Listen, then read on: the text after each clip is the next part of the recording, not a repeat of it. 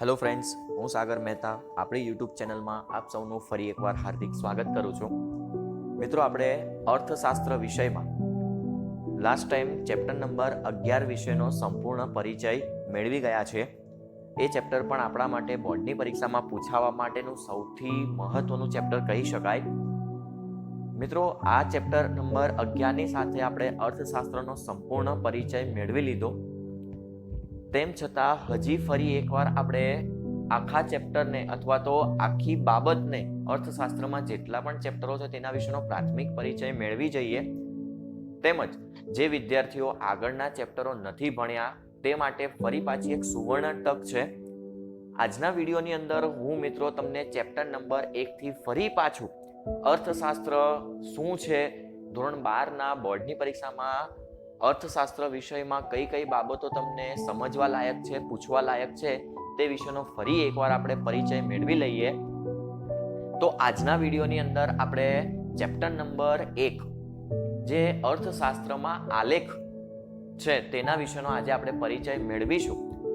આપણે આખું જ ચેપ્ટર સંપૂર્ણ સમજવાનું છે, પરંતુ વર્ષ 2020-21ના વર્ષ માટે 30% અભ્યાસક્રમ રદની માન્યતા બાબતે આપણે આ ચેપ્ટરમાંથી વૃત્તાંશ આકૃતિ એટલે શું અને વૃત્તાંશ આકૃતિ તૈયાર કરતી વખતે ધ્યાનમાં રાખવાની બાબતો આ વિષયની માહિતી પૂછવામાં આવવાની નથી. તેમ છતાં પણ આપણે તેના વિશેનો સંપૂર્ણ પરિચય મેળવીશું, જેથી નેક્સ્ટ ટાઈમ બીજા કોઈ વિદ્યાર્થીઓને તેના વિશેનો સંપૂર્ણ પરિચય મળી રહે. તો ચાલો મિત્રો, આજે જોઈએ ચેપ્ટર નંબર 1 અર્થશાસ્ત્રમાં આલેખ. આ ચેપ્ટરની વાત કરીએ તો મિત્રો, આ ચેપ્ટર એકદમ સરળ ચેપ્ટર છે. આ ચેપ્ટરમાં તેના વિશે વાત કરી છે તો કે આપણે જાણીએ છીએ કે અર્થશાસ્ત્ર વિષયની અંદર જે કોઈ પણ બાબતો હોય, જે કોઈ પણ ટોપિકો હોય, એ ટોપિકોને અથવા તો નિયમોને અથવા તો સિદ્ધાંતોને 3 રીતે આપણે રજૂ કરી શકીએ છીએ. એવું આપણે ધોરણ 11માં શીખી ગયા. એક તો વર્ણનાત્મક રીતે એટલે કે વિશ્લેષણ દ્વારા, બીજું તો કે આંકડાકીય માહિતીઓ દ્વારા, અને નંબર 3 તો કે આલેખ કે આકૃતિ દ્વારા. આ 3 બાબતો પરથી આ ધોરણ 12માં તમને આ એક ટોપિક શરૂઆતમાં જ આપી દીધો છે કે અર્થશાસ્ત્રમાં આલેખ અને આકૃતિઓનું શું મહત્વ છે. આલેખ કોને કહી શકાય, આકૃતિ કોને કહી શકીએ, અર્થશાસ્ત્રમાં આલેખ અને આકૃતિનો ઉપયોગ શા માટે કરવામાં આવે છે, તેનું મહત્વ શું છે, સાથે સાથે આલેખ કે આકૃતિ દોરતી વખતે કઈ કઈ બાબતો ધ્યાનમાં રાખવાની છે. આ ઉપરાંત આલેખના પ્રકારો કયા છે, આકૃતિના પ્રકારો કયા છે, તેના વિશેનો આજે આપણે પરિચય મેળવીશું. ત્યારબાદ તો કે જે કોઈ આલેખના પ્રકારો છે કે આકૃતિના પ્રકારો છે તેની એક આપણે કાલ્પનિક અનુસૂચિ અને એક આલેખ દ્વારા તેનો સંપૂર્ણ પરિચય મેળવીશું. મિત્રો, આ ચેપ્ટરમાંથી 2 માર્ક્સના અને 3 માર્ક્સના ઘણા સવાલો પૂછાય છે, જે આપણે સમજતી વખતે જ હું તમને જણાવી દઈશ કે આ સવાલ આપણને 2 માર્ક્સમાં પૂછાશે કે 3 માર્ક્સમાં. ત્યારબાદ આ ચેપ્ટરમાંથી પૂછી શકાય એવો 5 માર્ક્સનો પણ એક સવાલ છે, જે શું કહે છે તો કે અર્થશાસ્ત્રમાં આપણે આ આલેખનું મહત્વ શું છે, શા માટે તેનો ઉપયોગ કરવામાં આવે છે, અથવા તો એવી રીતે પૂછાય કે અર્થશાસ્ત્રમાં કોમ્પ્યુટર ટેકનોલોજીનો ઉપયોગ સમજાવો, તેની મર્યાદાઓ પણ છે, એના વિશેનો પણ આપણે આની અંદર પરિચય મેળવવાના છીએ. તો ચાલો મિત્રો, ચેપ્ટરની શરૂઆત કરીએ. ચેપ્ટર સૌથી સહેલું છે. કદાચ આ ચેપ્ટર આજના વિડીયોની અંદર જ પૂર્ણ થઈ જાય, પણ તમારે તેને મેક્સિમમ રીતે સમજવાની અને મોડે કરવાની જરૂર રહેશે. ચાલો મિત્રો, સૌથી પહેલો સવાલ છે અર્થશાસ્ત્રમાં આલેખ અને આકૃતિનો અર્થ સમજાવી આલેખનો અર્થ સ્પષ્ટ કરો. એટલે કે બંને બાબત આપણે સમજાવી દઈએ કે આકૃતિ કોને કહેવાય અને આલેખ કોને કહી શકાય. મિત્રો, આ બાબતને તમારે એઝ અ તફાવતની રીતે યાદ રાખવાની કોશિશ કરવાની છે. કેવી રીતે? તફાવતની રીતે. એક બાજુ આકૃતિ છે અને બીજી બાજુ આલેખ છે. સૌથી પહેલી વ્યાખ્યા, વેરી મોસ્ટ આઈએમપી વ્યાખ્યા છે મિત્રો, તમને 1 માર્ક્સમાં ઘણી વાર પૂછાય છે, તો કે અવલોકિત માહિતીનું ચિત્ર દ્વારા પ્રતિનિધિત્વ એટલે આકૃતિ. શું કહે છે? અવલોકિત માહિતીનું, એ જે માહિતી આપણને આપવામાં આવી છે એ માહિતીનું આપણે જો ચિત્ર દ્વારા પ્રતિનિધિત્વ કરવામાં આવે એટલે કે ચિત્ર સ્વરૂપે રજૂ કરવામાં આવે તો તેને આકૃતિ કહે છે. જ્યારે આલેખ કોને કહી શકાય? તો કે આલેખ પણ અવલોકિત માહિતીનું ચિત્ર દ્વારા શું કરે છે? પ્રતિનિધિત્વ જ કરે છે. સાથે સાથે છે આકૃતિ તૈયાર કરતી વખતે આંકડાશાસ્ત્રના જ્ઞાનની જરૂર પડતી નથી, પરંતુ આલેખ તૈયાર કરતી વખતે તો આંકડાશાસ્ત્રના જ્ઞાનની જરૂર પડે છે. મિત્રો, હું તમને આ બાબત તફાવતની રીતે જ સમજાવતો જઈશ, એટલે તમને વધારે ખ્યાલ આવે કે આકૃતિમાં કઈ બાબત હોય છે અને આલેખમાં કઈ બાબત હોય છે. આકૃતિમાં આંકડાશાસ્ત્રના જ્ઞાનની જરૂર તો પડતી નથી, પરંતુ તેના માટે યોગ્ય સ્કેલ માપ લેવામાં આવે છે. જ્યારે માહિતી અસતત પ્રકારની હોય, કેવા પ્રકારની હોય મિત્રો? અસતત પ્રકારની માહિતી આપેલી હોય ત્યારે હંમેશા આકૃતિ તૈયાર કરવામાં આવે છે. તો ચાલો મિત્રો, તમે જ કહો કે આલેખ ક્યારે દોરવામાં આવતો હશે? તો કે સ્વાભાવિક છે કે જો અસતત પ્રકારની માહિતી હોય તો આકૃતિ તૈયાર કરવામાં આવે છે. તો સતત પ્રકારની માહિતી હોય ત્યારે શું તૈયાર કરવામાં આવશે? આલેખ તૈયાર કરવામાં આવે છે. ત્યારબાદ આકૃતિ સરકારના પ્રોજેક્ટો તૈયાર કરવા માટે વપરાય છે, તેમજ સામાન્ય જનતાને પણ તે ઉપયોગી બને છે. આલેખની અંદર એક મુદ્દો વધારાનો આપ્યો છે. એ શું કહે છે? તો કે આલેખ હંમેશા ગ્રાફ પેપર પર તૈયાર કરવામાં આવે છે. તો આને રિલેટેડ તમે આકૃતિમાં એક મુદ્દો બનાવી શકો કે આકૃતિ તૈયાર કરવા માટે ગ્રાફ પેપરની જરૂર પડતી નથી, જ્યારે આલેખ તૈયાર કરવા માટે ગ્રાફ પેપરની જરૂર પડે છે. આલેખ એ સામાન્ય જનતા માટે ઉપયોગી બનતો નથી. સામાન્ય જનતા માટે આલેખ નથી જરૂરી. કેમ? તો કે આલેખને સમજવા માટે તમારી પાસે આંકડાશાસ્ત્રનું જ્ઞાન હોવું જરૂરી છે, જેના નિયમો પ્રમાણે એક્સ અક્ષ કોને કહેવાય, વાય અક્ષ કોને કહેવાય, તેના ઉપર કયા પ્રકારની માહિતીઓ હોય છે, આ બધી બાબતો આંકડાશાસ્ત્ર વિષય પરથી આપણે જાણી શકીએ છીએ. એટલે આ થયો આપણો આલેખ અને આકૃતિ વચ્ચેની બાબત. સૌથી પહેલા તો કે વ્યાખ્યા છે. મિત્રો, બીજી એક આલેખની જો વ્યાખ્યા તમારે કંઈક અલગ લખવી હોય તો તમે આ રીતે પણ લખી શકો છો કે સ્વયં સ્પષ્ટ ન હોય તેવી અવલોકિત માહિતીનું પ્રતિનિધિત્વ એટલે કે આલેખ. કે જે માહિતી પોતે સ્પષ્ટ નથી એ માહિતીને હજી વધુ સ્પષ્ટ બનાવવા માટે જો એને ચિત્ર દ્વારા પ્રતિનિધિત્વ કરાવવામાં આવે તો એ શું બની જશે? આલેખ બની જાય છે. એટલે આ થઈ માહિતી તમારી આકૃતિ અને આલેખ માટેની. સૌથી પહેલા લખીશું વ્યાખ્યા, ત્યાર પછી આંકડાશાસ્ત્રના જ્ઞાનની જરૂર પડે છે, નથી પડતી, પછી માહિતીનો પ્રકાર, અસતત પ્રકારની માહિતી હોય તો આકૃતિ, સતત પ્રકારની માહિતી હોય તો આલેખ. પછી તો કે આકૃતિ દોરવા માટે ગ્રાફ પેપરની જરૂર પડતી નથી, જ્યારે આલેખ હંમેશા ગ્રાફ પેપર પર જ દોરવામાં આવે છે. આકૃતિ સરકારના પ્રોજેક્ટો તૈયાર કરવા માટે તેમજ સામાન્ય જનતા માટે ઉપયોગી છે, પરંતુ આલેખ એ સામાન્ય જનતા માટે ઉપયોગી બનતો નથી. ટૂંકમાં આલેખ એટલે શું? તો કે સ્વયં સ્પષ્ટ ન હોય તેવી માહિતીને ચિત્ર દ્વારા પ્રતિનિધિત્વ એટલે આલેખ. ખ્યાલ આવશે મિત્રો? આ થયું આકૃતિ અને આલેખ વચ્ચેનો તફાવત. તમારે આલેખને તફાવતની રીતે જો યાદ રાખવો હોય તો સૌથી પહેલો મુદ્દો તમારે લખવાનો છે વ્યાખ્યા, પછી તો કે આંકડાશાસ્ત્રનું જ્ઞાન. બીજો મુદ્દો શું યાદ રાખવાનો છે? આંકડાશાસ્ત્રનું જ્ઞાન. ત્રીજો મુદ્દો હશે માહિતીનો પ્રકાર, સતત અને અસતત. ત્યાર પછી તો કે ગ્રાફ પેપર. આકૃતિમાં ગ્રાફ પેપરની જરૂર નથી, આલેખ હંમેશા ગ્રાફ પેપર પર જ તૈયાર કરવામાં આવે છે. અને ત્યાર પછી છે ઉપયોગ. આ રીતે આ 5 મુદ્દાઓ પરથી તમે આલેખ અને આકૃતિ વચ્ચેનો તફાવત કે માહિતી યાદ રાખી શકો છો. કેટલીક વાર તમને 2 માર્ક્સમાં અલગથી પૂછી શકાય કે આકૃતિ એટલે શું સમજાવો, અથવા તો 2 માર્ક્સમાં પૂછાય આલેખ એટલે શું સમજાવો. તો તમારે આ 5 મુદ્દાઓ વિશેની ચર્ચા કરવાની રહેશે. યાદ રહેશે મિત્રો? ચાલો આગળ જઈએ. તો કે અર્થશાસ્ત્રમાં આકૃતિ અને આલેખનું મહત્વ શું છે?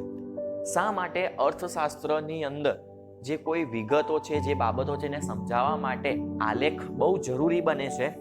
તો સૌથી પહેલી બાબત કહે છે કે અર્થશાસ્ત્રનો કોઈ અઘરો કે અટપટો ખ્યાલ હોય તો આકૃતિ દ્વારા સરળ બને છે, જ્યારે આલેખ દ્વારા સ્પષ્ટ બનાવી શકાય છે.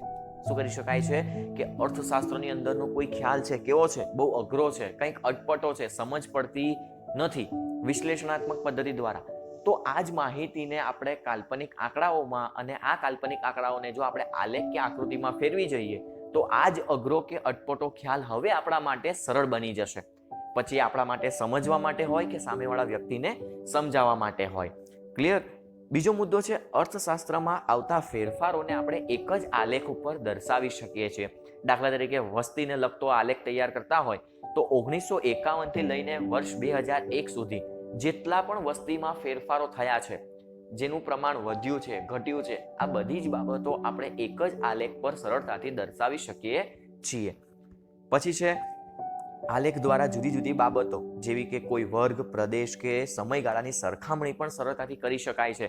દાખલા તરીકે આપણે જોઈએ તો વસ્તીનું પ્રમાણ હોય તો ભારતની વસ્તી સાથે સાથે ચીનની વસ્તી પણ દર્શાવવી હોય, બે જુદા જુદા પ્રદેશનું ઉત્પાદન દર્શાવવું હોય, દાખલા તરીકે ગુજરાત અને પંજાબમાં ઘઉંનું ઉત્પાદન, ત્યારબાદ કોઈ વર્ગ હોય, સ્ત્રી, પુરુષ કે બાળકો, આવા એક કરતા વધારે એક સરખી માહિતીના પેટા વિભાગો પણ જો આપણી પાસે હોય અથવા તો એક સમાન વિભાગો ધરાવતી માહિતી પણ હોય તો આપણે તેને આલેખ પણ સરળતાથી દર્શાવી શકીએ છીએ. અર્થતંત્રનો કોઈ મહત્વનો ખ્યાલ આલેખ પર દર્શાવવામાં આવે તો તેને સમજવામાં અને સામેવાળા વ્યક્તિને સમજાવવામાં પણ કેવું રહે છે? સરળ રહે છે. એટલે 2 માર્ક્સમાં ક્યારેક પૂછાય કે અર્થશાસ્ત્રમાં આકૃતિ અને આલેખનું મહત્વ સમજાવો, તો આપણે આટલી બાબતો મિત્રો લખવાની હોય છે.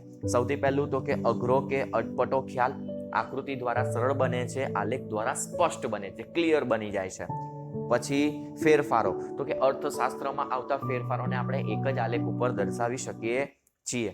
ત્યારબાદ સરખામણી, તો કે આલેખ દ્વારા જુદી જુદી બાબતો જેમ કે કોઈ વર્ગ હોય, કોઈ પ્રદેશ હોય, કોઈ સમયગાળો હોય, એની સરખામણી આપણે સરળતાથી કરી શકીએ છીએ. ત્યારબાદ અર્થશાસ્ત્રમાં કોઈ મહત્વનો ખ્યાલ હોય તો આલેખ પર દર્શાવવામાં આવે તો તે સમજવામાં અને સમજાવવામાં કેવો રહે છે? સરળ રહે છે. તો યાદ રહેશે આટલા મુદ્દાઓ વિશેની આપણે માહિતીઓ સમજવાની હોય છે. ચાલો ત્યાર પછીનો મુદ્દો જોઈએ તો બીજો સવાલ છે આલેખ તૈયાર કરતી વખતે ધ્યાનમાં રાખવાની બાબતો સમજાવો. મિત્રો વેરી મોસ્ટ આઈએમપી સવાલ છે. ઘણીવાર તમને 3 માર્ક્સમાં પણ આ સવાલ પૂછી શકાય છે. તો અર્થ જોઈએ એનો, તો કે આકૃતિ અને આલેખનો મુખ્ય હેતુ આ પણ એક સવાલમાં 1 માર્ક્સના સવાલમાં તમને પૂછી શકાય કે આકૃતિ અને આલેખનો મુખ્ય હેતુ શું હોય છે? તો મિત્રો વિશ્લેષણોની સરખામણી કરવાનો હોય છે. શું હોય છે? વિશ્લેષણોની સરખામણી કરવાનો હોય છે. આથી આલેખ કે આકૃતિ તૈયાર કરતી વખતે અમુક બાબતોનો ચોક્કસ રીતે ખ્યાલ મેળવવો પડે છે. અમુક મહત્વની બાબતો તો આપણે યાદ રાખવી જ પડે છે. ક્લિયર છે? આપણે ધોરણ 11 ની અંદર આલેખો ઘણા બધા દોર્યા, તેમ આ બધા જ આલેખોની અંદર આપણે આ મુદ્દાનામાં જે પોઈન્ટ છે એ બધી જ બાબતોને આપણે પ્રત્યક્ષ કે પરોક્ષ રીતે યાદ રાખી જ છે. આ મુદ્દાઓને આપણે ધ્યાનમાં રાખ્યા જ છે. તો એ બધી બાબતોને પણ અહીં આપણે સ્પષ્ટ કરતા જઈએ એટલે આપણને ખ્યાલ આવતો જાય કે હા, આલેખ દોરતી વખતે આપણે આ બધી બાબતોને પણ ખાસ ધ્યાનમાં રાખેલી હતી. તો પહેલો મુદ્દો છે રજૂઆત અને પસંદગી. તો કે કોઈ પણ માહિતી કે ચિત્રને આકર્ષક બનાવવાનો આધાર તેના પ્રકારની પસંદગી પર રહેલો છે. એટલે કે જે પ્રકારની માહિતી હોય, જે પ્રકારનું ચિત્ર હોય, એને આકર્ષક બનાવવાનો હોય તો તેનો મુખ્ય આધાર તેના પ્રકારની પસંદગી પર રહેલો છે. દાખલા તરીકે કોઈ માહિતી છે, એ માહિતી આપણે એક કરતા વધારે આલેખ ઉપર આપણે દર્શાવી શકતા હોય, એક કરતા વધારે પ્રકારની આકૃતિ દોરી શકતા હોઈએ, પરંતુ આપણે તેની આકર્ષકતા વધારવા માટે કયો આલેખ દોરવાથી વધુ એટ્રેક્ટિવ બનશે એ માટે તેના પ્રકારની પસંદગી કરવી ખૂબ આવશ્યક હોય છે. દાખલા તરીકે જોઈએ તો કોઈ એક માહિતી એક કરતા વધુ આલેખ કે આકૃતિ પર આપણે દોરી શકીએ છીએ, જેથી તેની અસરકારકતાને ધ્યાનમાં રાખી તેના પ્રકારોની પસંદગી કરવી જરૂરી બને છે. ખ્યાલ આવશે આ રીતે? ચાલો ત્યાર પછી બીજો મુદ્દો શું ધ્યાનમાં રાખવાનો છે મિત્રો? તો એ છે સ્પષ્ટતા. આકૃતિ અને આલેખ સ્વચ્છ અને સ્પષ્ટ હોવા જોઈએ. કેવા હોવા જોઈએ? સ્વચ્છ અને સ્પષ્ટ હોવા જોઈએ. જરૂર જણાય તો માહિતી માટે જુદા જુદા શેડનો પણ ઉપયોગ કરવો જોઈએ. ઓકે, એટલે કે જ્યારે એક કરતા પ્રકાર વધારે હોય, દાખલા તરીકે જોઈએ તો પાસેની સ્તંભાકૃતિ, તો આ બંને માહિતીઓને એકબીજાથી જુદી પાડવા માટે આપણે જુદા જુદા શેડનો ઉપયોગ કરતા હતા ને, એવી જ રીતે અહીં પણ આપણને કીધું છે કે ભાઈ જરૂર જણાય તો જુદી જુદી માહિતી માટે આપણે જુદા જુદા શેડનો પણ ઉપયોગ કરી શકીએ. ત્રીજું છે સ્કેલ માપ. આકૃતિ અને આલેખ તૈયાર કરતી વખતે યોગ્ય સ્કેલ માપ મેળવવું જોઈએ, જેથી આકૃતિ કે આલેખ યોગ્ય કદના તૈયાર થાય. ઓકે, ત્યાર પછી છે ચોથું ધરી. આકૃતિ કે આલેખ બંને ધરી પર યોગ્ય માહિતી આપણે દર્શાવવી જોઈએ. આપણે જાણીએ છીએ મિત્રો કે આલેખ કે આકૃતિ તૈયાર કરતા હોઈએ ત્યારે એક્સ અક્ષ ઉપર અને વાય અક્ષ પર કંઈક પ્રકારની માહિતીઓ આવતી હોય છે, જેમાં એક્સ અક્ષ ઉપર આપણે સ્વતંત્ર ચલને લગતી માહિતી લખીએ છીએ અને વાય અક્ષ ઉપર પરતંત્ર ચલને લગતી માહિતીઓ લખતા હોઈએ છીએ. એટલે જે પ્રમાણે માહિતી હોય એ માહિતીને જે તે ધરી પર આપણે દર્શાવવી જોઈએ.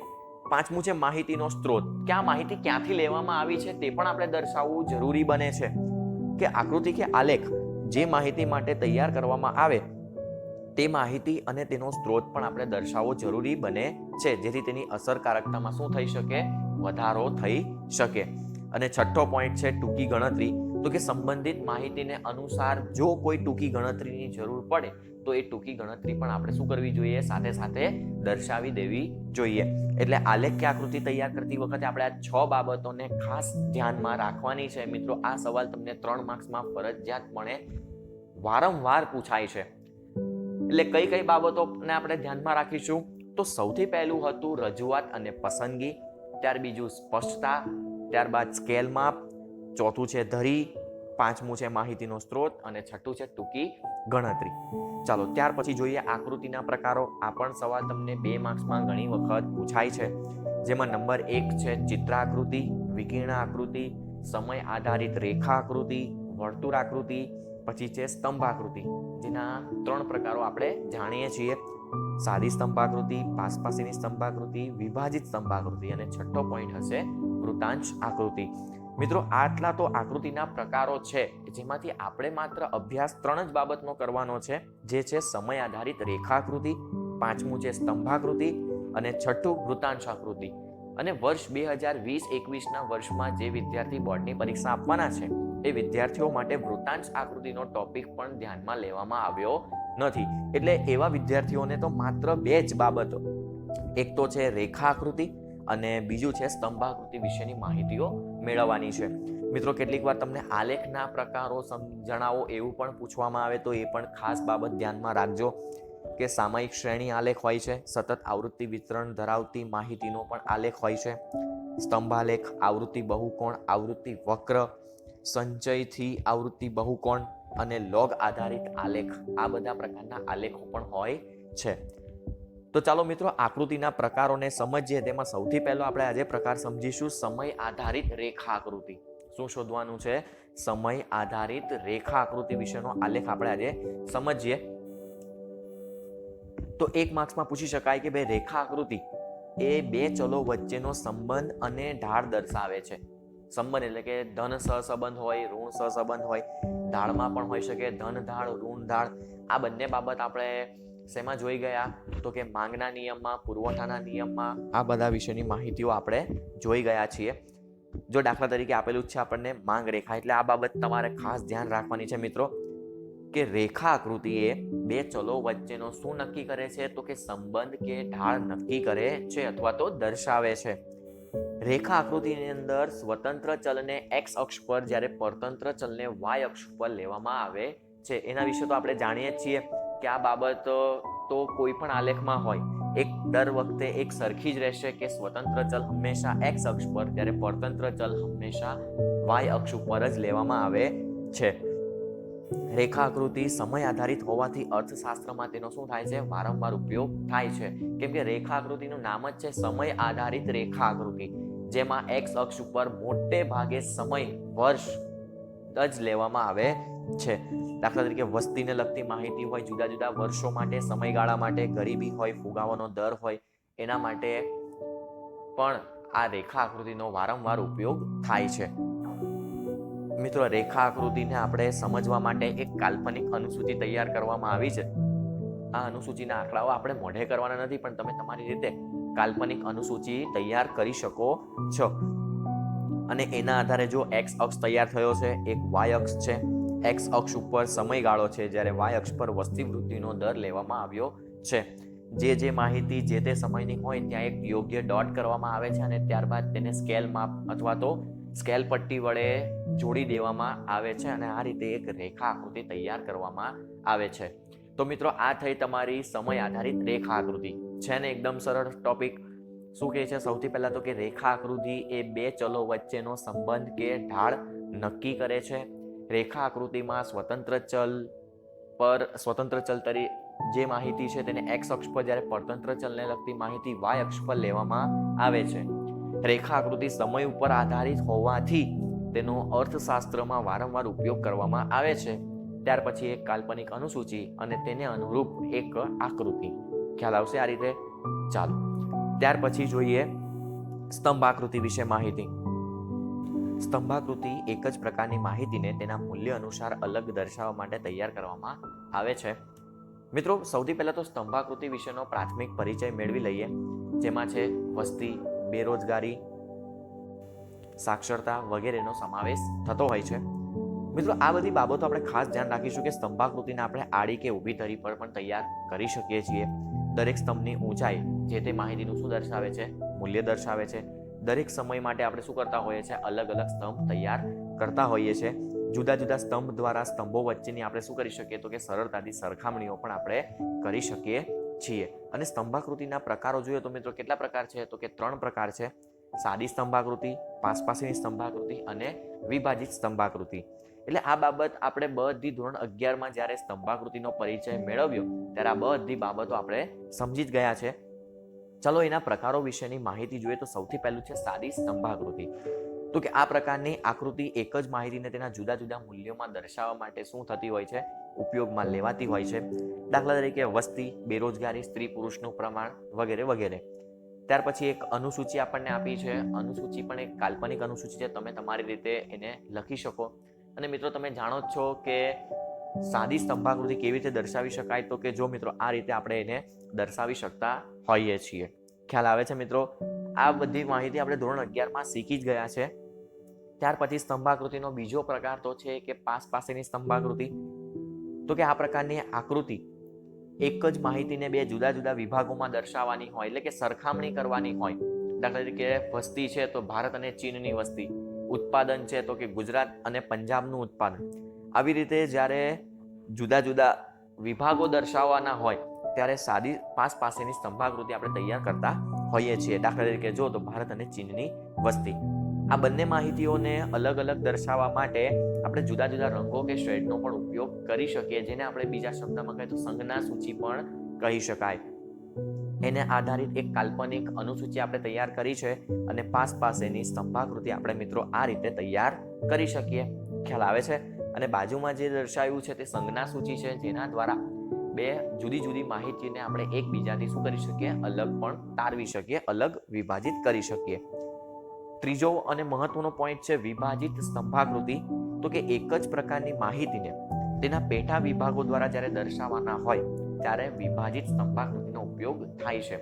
મિત્રો, આપણે ધોરણ 11ની અંદર જ્યારે કોઈ એક કુટુંબના આવકનો જે ખર્ચો હતો, બળતણનો ખર્ચો, ભાડા પાછળનો ખર્ચ, આ બધી માહિતીને આપણે એક જ સ્તંભ પર દર્શાવતા હતા.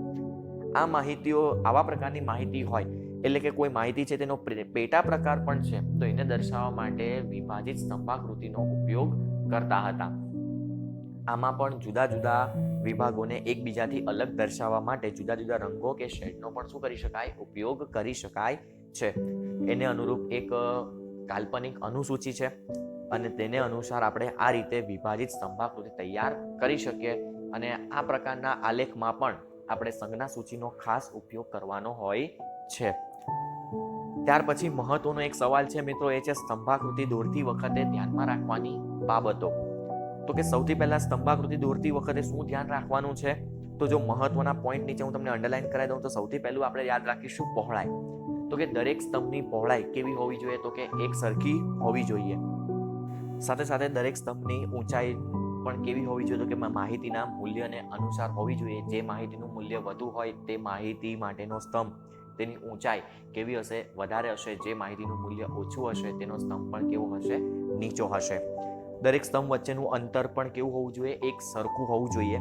સામાન્ય રીતે જોઈએ તો કે દરેક સ્તંભ એક્સ અક્ષ પર તૈયાર કરવામાં આવે છે, પરંતુ વર્તમાન સમયમાં કેટલીક વખત વાય અક્ષ ઉપર પણ સ્તંભ તૈયાર કરવામાં આવે છે. અને દરેક સ્તંભ માહિતીના ક્રમમાં તૈયાર થાય છે. આપણે આપણી જાતે એને ચડતા ક્રમમાં કે ઉતરતા ક્રમમાં ગોઠવવાનું હોતું નથી.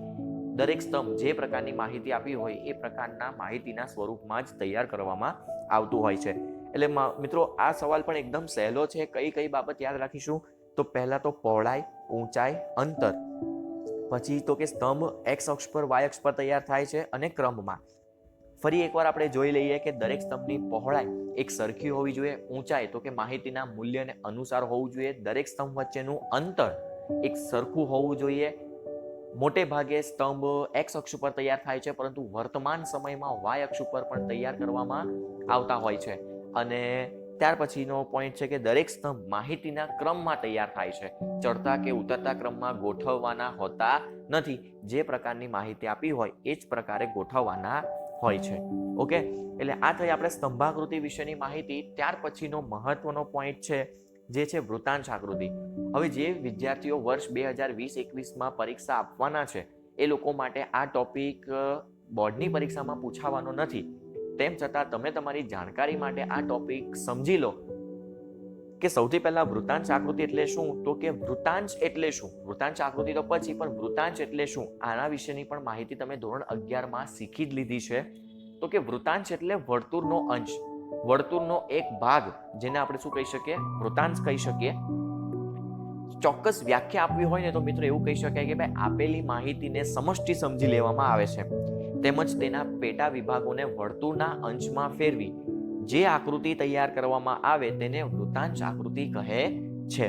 ઓકે, અને જે માહિતી માટે વિભાજિત સ્તંભાકૃતિ તૈયાર થાય એ માહિતી માટે આપણે આવા પ્રકારની વૃત્તાંશ આકૃતિ પણ તૈયાર કરી શકીએ છીએ. ત્યાર પછી આપણે જાણીએ છીએ કે વર્તુળનું કુલ ક્ષેત્રફળ હંમેશા કેટલું હોય, 360 અંશ હોય છે. અને વૃત્તાંશ શોધવા હોય, વર્તુળનો અંશ શોધવો હોય તો એના માટેનું મહત્વનું સૂત્ર શું છે, તો કે પેટા મૂલ્ય છેદમાં કુલ મૂલ્ય ગુણ્યા 360 અંશ. આ પણ તમે 11મા ધોરણમાં શીખી જ ગયા છો. એને અનુરૂપ મિત્રો જો એક કાલ્પનિક અનુસૂચિ તૈયાર કરવામાં આવી છે. જે કોઈ માહિતી છે તેને આપણે સૌથી પહેલા તો કે વર્તુળના અંશમાં ફેરવી જવાના હોય, અને વર્તુળના અંશમાં ફેરવી ગયા પછી તેની સંચય આવૃત્તિ શોધવામાં આવે છે, જેને આપણે CFI તરીકે પણ ઓળખાવી શકીએ છીએ. એને અનુરૂપ જો મિત્રો અહીં આપણને આખો વૃત્તાંશ આલેખ તૈયાર કરીને બતાવવામાં આવેલો છે. જે કોઈ જરૂરી માહિતી છે એ જરૂરી માહિતી અહીં દર્શાવી દેવામાં આવી છે. સાથે સાથે સંજ્ઞા સૂચિનો પણ ઉપયોગ કરવામાં આવ્યો છે. ત્યારબાદ છે વૃત્તાંશ આકૃતિ તૈયાર કરતી વખતે કેટલીક બાબતો આપણે ધ્યાનમાં રાખવાની હોય છે. એ બાબતો છે વર્તુળનું કુલ ક્ષેત્રફળ 360 અંશ જેટલું લેવામાં આવે છે. ત્યારબાદ માહિતીના પેટા મૂલ્યના જે કોઈ વૃત્તાંશ છે તેનો સરવાળો કેટલો થઈ જવો જોઈએ, તો કે 360 અંશ જેટલો થઈ જવો જોઈએ. અને જુદી જુદી માહિતી માટે જુદા જુદા વર્તુળો તૈયાર કરવામાં આવે છે. આ વૃત્તાંશ આકૃતિ તૈયાર કરવા માટે આ યાદ રાખવાની બાબતો છે મિત્રો. સૌથી સહેલી બાબતો છે તો કે વર્તુળનું ક્ષેત્રફળ કેટલું હોવું જોઈએ, 360 અંશ જેવું હોવું જોઈએ. વર્તુળના પેટા મૂલ્ય જે છે, માહિતીના પેટા મૂલ્યના વૃત્તાંશનો સરવાળો પણ કેટલો થઈ જવો જોઈએ, 360 અંશ જેટલો થઈ જવો જોઈએ. અને જુદી જુદી માહિતી માટે વર્તુળ પણ કેવા તૈયાર કરવામાં આવે છે, જુદા જુદા તૈયાર કરવામાં આવે છે. ઓકે, ખ્યાલ આવશે? ચાલો, ત્યાર પછીનો આ ચેપ્ટરનો સવાલ નંબર 9, અર્થશાસ્ત્રમાં કોમ્પ્યુટર ટેકનોલોજીનો અર્થ સમજાવો અથવા તો એનું મહત્વ સમજાવો. તો એના માટેની સૌથી પહેલા પ્રસ્તાવના જોઈએ કે ભાઈ કોમ્પ્યુટર ટેકનોલોજીનો ઉપયોગ આપણે અર્થશાસ્ત્રમાં કઈ રીતે કરી શકીએ. તો કે વર્તમાન સમયમાં જોઈએ તો કે માનવીને પોતાના રોજિંદા જીવનની પ્રક્રિયાઓમાં કોમ્પ્યુટરનો તો બહોળા પ્રમાણમાં ઉપયોગ થાય જ છે. આજે આપણે જાણીએ છીએ કે કોમ્પ્યુટરનો ઉપયોગ કયા કયા ક્ષેત્રોમાં થતો આવ્યો છે અને થઈ રહ્યો છે.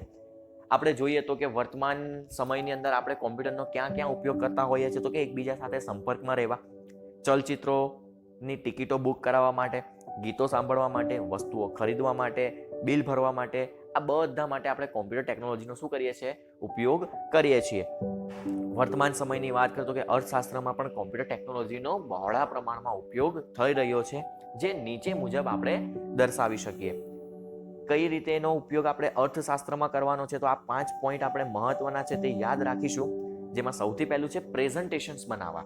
કોઈ પણ માહિતી હોય એને આપણે ક્રમબદ્ધ રીતે સમજાવી હોય, એક પછી એક ક્રમમાં સમજાવી હોય, તો એના માટે પ્રેઝન્ટેશન તૈયાર કરવામાં આવતું હોય છે. અને આવું પ્રેઝન્ટેશન દ્વારા આપણે સામેવાળી વ્યક્તિને અસરકારક રીતે માહિતીઓ આપી શકીએ છીએ.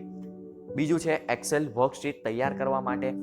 જે કોઈ અર્થશાસ્ત્રની અંદર આંકડાકીય માહિતીઓ હશે એ બહુ મોટી હશે, તો આંકડાકીય માહિતીઓને આપણે લાંબા સમયગાળા સુધી સાચવવા માટે, વ્યવસ્થિત ફોર્મેટમાં તૈયાર કરવા માટે પણ આપણે શું જરૂરી પડે, તો કે કોમ્પ્યુટર ટેકનોલોજીનો ઉપયોગ ખૂબ જરૂરી બને છે. ત્યાર પછી ત્રીજું છે આલેખ કે આકૃતિ તૈયાર કરવા માટે. આપણે કોઈ પણ બાબત હોય દાખલા તરીકે માંગનો નિયમ હોય કે પુરવઠાનો નિયમ હોય, આ અર્થશાસ્ત્રના મહત્વના નિયમો જે છે, આ નિયમોને આલેખ કે આકૃતિના સ્વરૂપમાં રજૂ કરવા માટે પણ આપણને કોમ્પ્યુટર ટેકનોલોજીનો ખૂબ સારા પ્રમાણમાં ઉપયોગ થાય છે. ત્યાર પછી ચોથું છે માહિતીના સંગ્રહ કરવા માટે. પહેલાના સમયમાં જોઈએ તો કે આપણે કોરા કાગળ ઉપર બધી માહિતીઓ લખીને સાચવી રાખતા, પરંતુ તેની મુખ્ય મર્યાદાઓ શું હતી? તો કે આ માહિતીઓ કે આ કાગળ ફાટી જવું, ચોરાઈ જવું કે પલળી જવું કે આ સળગી જવું, આવા બધા મર્યાદાઓને કારણે આપણે માહિતીને લાંબો સમય સુધી સાચવી શકતા હતા નહીં. પરંતુ કોમ્પ્યુટરની અંદર 100 વર્ષો જૂની માહિતી પણ આપણે મૂળ અસલ સ્વરૂપે એને સાચવી શકીએ છીએ. અને પાંચમું છે અન્ય લાભ માટે. અન્ય લાભ માટે એટલે કે અન્ય કયા કયા પ્રકારના લાભો મળી શકે છે આપણને અર્થશાસ્ત્રને લગતા, એ કોમ્પ્યુટર ટેકનોલોજીની મદદથી આપણને કઈ રીતે સરળ પડે એ બાબત પણ આપણે એને સમજી શકીએ છીએ. તો ચાલો મિત્રો, આ 5 પોઈન્ટને આપણે વિગતવાર સમજીએ. તો સૌથી પહેલું છે પ્રેઝન્ટેશન્સ બનાવવા માટે. અર્થશાસ્ત્રને લગતા કેટલાક અઘરા કે અટપટા ખ્યાલોને કોમ્પ્યુટર ટેકનોલોજી દ્વારા સરળતાથી સમજી તેમજ સમજાવી શકાય છે. દાખલા તરીકે તો કે અંદાજપત્ર વિષયનો ખ્યાલ માત્ર 3 પ્રેઝન્ટેશનની સ્લાઇડ દ્વારા આપણે સમજાવી શકીએ. એટલે કે પહેલી સ્લાઇડની અંદર અંદાજપત્રનો અર્થ, બીજી સ્લાઇડની અંદર અંદાજપત્રના પ્રકારો તેમજ ત્રીજી સ્લાઇડમાં અંદાજપત્રના ઉદાહરણો દર્શાવી અંદાજપત્રનો આપણે સરળતાથી ખ્યાલ આપી શકીએ છીએ.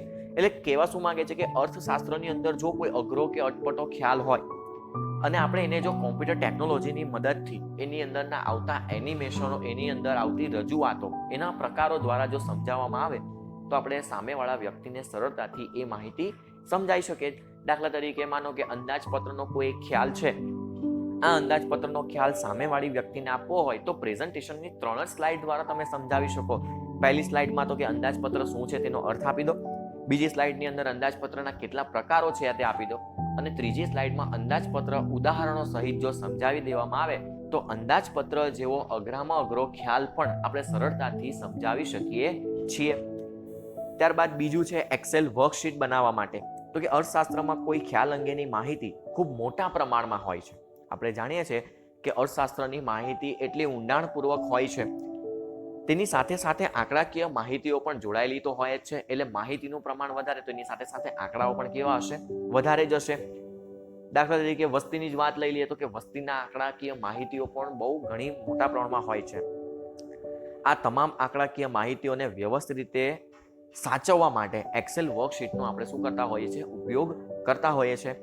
આ વર્કશીટની અંદર માત્ર આંકડાઓને સાચવવાના અને રજૂઆત જ નથી કરવાના, સાથે સાથે આપણને બીજી અન્ય સુવિધાઓ પણ મળે છે, જેમ કે સરવાળા, બાદબાકી, ગુણાકાર, ભાગાકાર, સરેરાશ, ટકાવારી, ગુણોત્તર વગેરે પણ આપણે આની સાથે સાથે જાણી શકીએ છીએ. આ ઉપયોગ છે કોમ્પ્યુટર ટેકનોલોજીનો. પરંતુ તે માટે જરૂરી આપણે શું આપવા પડે? કમાન્ડ આપવા પડે છે. એટલે કે કોમ્પ્યુટર ટેકનોલોજીની સુવિધાઓનો જો લાભ લેવો હોય તો તે સુવિધાઓ કેવી રીતે ઉપયોગ કરવી, કયા કમાન્ડો આપવા જેથી આપણને સુવિધા મળશે, એ બધા વિશેનો આપણી પાસે પ્રાથમિક પરિચય, કોમ્પ્યુટર ટેકનોલોજીનો પ્રાથમિક પરિચય આપણી પાસે હોવો જોઈએ. ત્રીજી અને મહત્વની વાત કહે છે કે આકૃતિ અને આલેખ તૈયાર કરવા. તો એક્સેલ વર્કશીટની અંદર આપણે જે કોઈ આંકડાકીય માહિતીઓને સંગ્રહી છે એના ઉપરથી આપણે સરળતાથી આલેખ કે આકૃતિ પણ તૈયાર કરી શકીએ છીએ. એક્સેલની વર્કશીટમાં આકૃતિ કે આલેખના એક કરતા વધારે પ્રકારો જોવા મળે છે. મિત્રો, જ્યારે તમે કોમ્પ્યુટર જોયું હોય તો એની અંદર એક્સેલ, માઇક્રોસોફ્ટ એક્સેલ કરીને એક સોફ્ટવેર હોય છે, જેની અંદર જો આંકડાકીય માહિતી લખવામાં આવે તો એ માહિતીને સીધી તમારે આલેખ કે આકૃતિમાં પ્રેઝન્ટ કરી શકો છો. અને જો તમે જોયું હોય તો એમાં માત્ર એક નહીં, આપણે ન જાણતા હોય તેવા પ્રકારના નવી ડિઝાઇનો, નવા કલરો દ્વારા પણ આપણે માહિતી આલેખ કે આકૃતિ સ્વરૂપે સારામાં સારી રીતે સચોટ માપ દ્વારા પણ આપણને મળી રહે છે. આ વર્કશીટની અંદર સચોટ અને સ્પષ્ટ આલેખ તૈયાર થાય છે. એક સમય આપણે જાતે જો આલેખો તૈયાર કર્યા હોય તો એમાં માપની અંદર થોડી ઊંચ નીચ હોઈ શકે, પરંતુ કોમ્પ્યુટર દ્વારા જો તૈયાર કરવામાં આવ્યું હોય, કોમ્પ્યુટર ટેકનોલોજી જો જાતે આલેખ તૈયાર કરતી હોય તો આ આલેખ એકદમ સચોટ અને સ્પષ્ટ, આની સાથે સાથે આકર્ષક પણ તૈયાર કરી શકાય છે. ચોથું છે અભ્યાસ સામગ્રીઓ સાચવવા માટે. પહેલાના સમયની વાત કરીએ તો કે અભ્યાસ સામગ્રી તરીકે કોનો ઉપયોગ થતો? નોટબુક, પુસ્તકો, કાગળ વગેરેનો ઉપયોગ થતો. આ સામગ્રી આપણે લાંબા સમય સુધી સાચવવાનું કાર્ય ખૂબ મુશ્કેલ બનતું. દાખલા તરીકે જોઈએ તો કે ભાઈ ફાટી જવું, પલળી જવું, ખોવાઈ જવું વગેરે.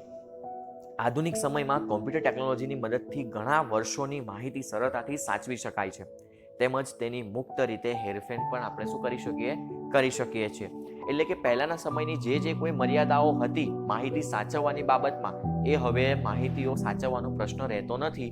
હવે કોઈ એક માહિતી કોમ્પ્યુટર ટેકનોલોજી મદદ દ્વારા જો સાચવવામાં આવે તો એ 10 વર્ષ કે 20 વર્ષ નહીં, પરંતુ 100 વર્ષ સુધી પણ એ માહિતી એના અસલ સ્વરૂપે આપણે સાચવવી હોય તો સાચવી શકીએ છીએ. પણ તેની સાથે પણ એની કેટલીક મર્યાદાઓ જોડાયેલી હોય છે, જેને આપણે ધ્યાનમાં રાખવાની હોય છે. અને પાંચમું છે અન્ય લાભ માટે. તો કે વર્તમાન સમયમાં આંકડાકીય માહિતીને પૂરી પાડનાર સોફ્ટવેરને પણ વિકસાવવામાં આવ્યા છે, જેમાંથી કેટલાક સોફ્ટવેરો ઇન્ટરનેટ પરથી ખરીદવા પડે છે, જ્યારે કેટલાક સોફ્ટવેરો આપણને વિના મૂલ્યે પણ પ્રાપ્ત થઈ જતા હોય છે. દાખલા તરીકે SPSS, eViewer, આ બધા સોફ્ટવેરો અર્થશાસ્ત્રને લગતી માહિતીઓ માટે ઘણીવાર આપણને ઉપયોગી બનતા હોય છે. અને કેટલાક ઇન્ટરનેટની ઉપર આવા સોફ્ટવેરો આપણને મફતમાં પણ મળી જતા હોય છે, તો કેટલાક સોફ્ટવેરોનો ઉપયોગ કરવા માટે આપણે શું કરવું પડતું હોય છે? પે કરવું પડતું હોય છે. એટલે આ થયો આપણા માટે મહત્વનો સવાલ કે અર્થશાસ્ત્રમાં કોમ્પ્યુટર ટેકનોલોજીનો ઉપયોગ કઈ રીતે આપણે કરી શકીએ. ઓકે, કઈ રીતે? તો કે પ્રેઝન્ટેશન બનાવવા માટે, એક્સેલ વર્કશીટમાં માહિતીઓ સાચવવા માટે, આલેખ કે આકૃતિ તૈયાર કરવા માટે, ત્યાર પછી તો કે માહિતીઓને સાચવવા માટે, અને અન્ય લાભ તરીકે આપણે તેનો ઉપયોગ કરી શકીએ છીએ. ખ્યાલ આવશે મિત્રો? ચલો મિત્રો, આજે ફટાફટ આ ચેપ્ટરની પુનરાવૃત્તિ તરફ જઈએ. તો કે જેટલી માહિતી બાકી છે તે જોઈ લઈએ. કેટલીક વાર તમને પૂછાય ઇન્ટરનેટના ભય સ્થાનો જણાવો, એટલે કે તેની મર્યાદાઓ વિશેની માહિતી આપો. તો એની મર્યાદાઓ કઈ હોઈ શકે? તો કે મિત્રો, આપણે વર્ષોથી ઇન્ટરનેટ સેવાનો લાભ લઈ રહ્યા છે. આપણે જાણીએ છીએ કે ઇન્ટરનેટની સેવાના મર્યાદા કેટલી છે અને એના ઉપયોગો કેટલા છે. તો જોઈએ આપણે મર્યાદા શું હોઈ શકે. તો કે ઇન્ટરનેટ એક એવું સાધન છે જે શિક્ષક કે વિદ્યાર્થીની વિચાર શક્તિ અને તર્ક શક્તિનું સ્થાન લઈ શકતું નથી.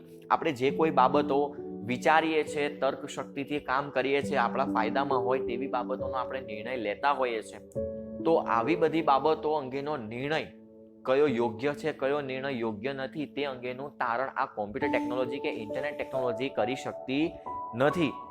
કેટલીક વાર ઇન્ટરનેટ પર ખોટી, અપ્રસ્તુત, ભ્રામક, નકલ જેવી માહિતી પ્રસારિત કરવામાં આવે છે. આવા પ્રકારની માહિતીઓથી વિદ્યાર્થીઓએ દૂર રહેવું જોઈએ. કે જે વિદ્યાર્થીઓ માટે બિનજરૂરી માહિતીઓ હોય છે, એવી પણ કેટલીક વાર ઇન્ટરનેટ ઉપર માહિતીઓ ફેરવવામાં આવતી હોય છે.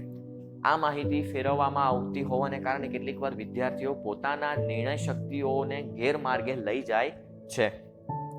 કોઈ પણ માહિતી વિશ્વસનીય વેબસાઇટ પરથી જ લેવી જોઈએ, નહીંતર માહિતી આપણે ગેરમાર્ગે દોરાઈ જાય છે.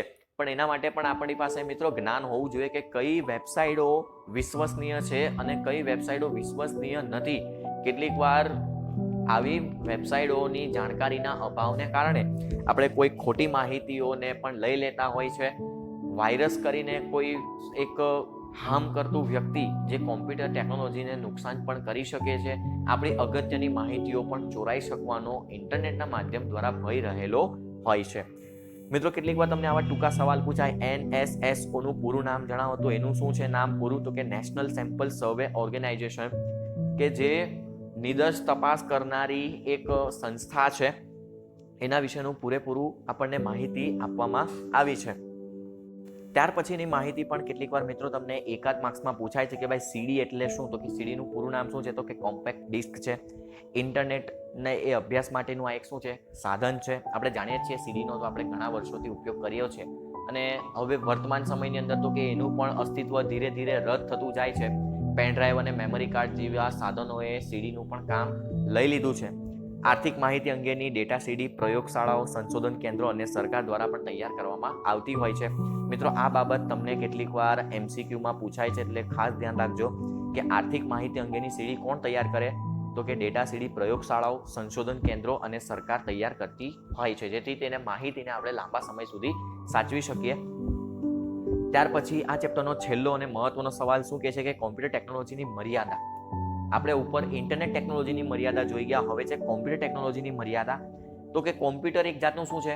યંત્ર છે. એ અભ્યાસની સામગ્રી નથી. એક યંત્ર છે, તેનો અભ્યાસમાં આપણે ઉપયોગ કરી શકીએ, પણ કોમ્પ્યુટર આવડે છે એટલે આપણો અભ્યાસ થઈ ગયો એવું કહી શકાય નહીં. કોમ્પ્યુટરનો ઉપયોગ જ્ઞાન કે સમજૂતીની અવેજમાં કરી શકાતો નથી. જ્ઞાન મેળવવું હોય, કોઈ સમજૂતી મેળવવી હોય તો આપણે શિક્ષકના પ્રત્યક્ષ સંપર્કમાં આવવું જ પડે છે. કોમ્પ્યુટરની મદદથી આવી જ્ઞાન કે સમજ મેળવી શકાતી નથી અને કોમ્પ્યુટરમાં કોઈ માહિતી ખોટી જગ્યાએ સેવ થઈ ગઈ હોય તો એ આપોઆપ શું થઈ જતી હોય છે, ડિલીટ થઈ જતી હોય છે. એટલે કે કોમ્પ્યુટર ટેકનોલોજીનો જો આપણે આપણા અભ્યાસમાં કે કોઈ પણ બાબતે ઉપયોગ કરવો હોય તો સૌ પ્રથમ આપણે કોમ્પ્યુટર ટેકનોલોજી વિશેનો સંપૂર્ણ અભ્યાસ કરી લેવો જોઈએ. જો અભ્યાસ નહીં કર્યો હોય તો આપણે તેનો ઉપયોગ સારી રીતે કરી શકતા નથી. તો મિત્રો આજે આપણે અર્થશાસ્ત્રના ચેપ્ટર નંબર 1 નો સંપૂર્ણ પરિચય મેળવી ગયા. અર્થશાસ્ત્રમાં આલેખ વિશેનો આપણે સંપૂર્ણ પરિચય મેળવી ગયા છે. મિત્રો આજના માટે અહીં સુધીની માહિતી રાખીએ. નેક્સ્ટ વિડીયોની અંદર આપણે ચેપ્ટર નંબર 2 આર્થિક વૃદ્ધિ અને વિકાસ માટેના જે નિર્દેશકો છે તેના વિશેનો આપણે પરિચય મેળવીશું. ઓકે.